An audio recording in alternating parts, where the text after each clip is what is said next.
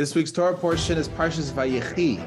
Parshas VaYechi means about being fully alive, that a person, when they set their direction in this world, they acquire eternity. They acquire eternity through their deeds and their choices in this world and by bringing children into the world. We see that Yaakov Avinu, because he had sons, he had 12 sons, and then his sons had more children and more children. By the time he came down into Egypt, he had 70 souls with him, and then they increased and increased.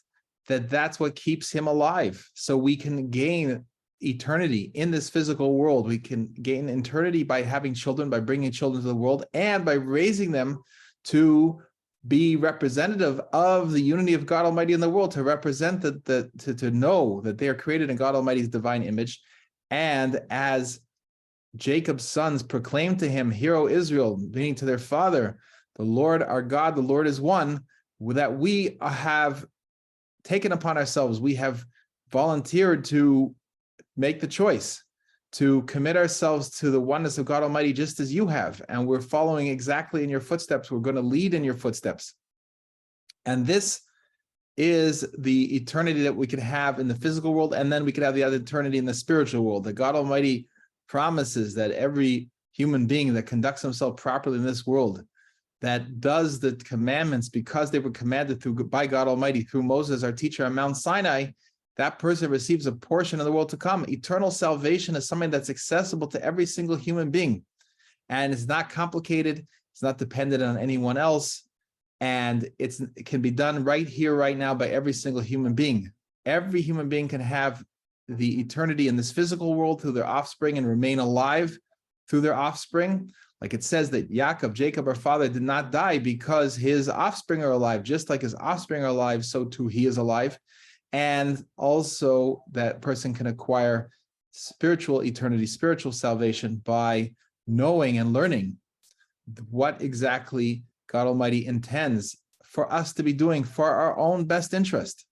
So this is the lesson of this week's Torah portion, and it concludes with the words that we say in the congregation. It's not written in the Torah, but we say, Chazak, Chazak, v'nis chazek.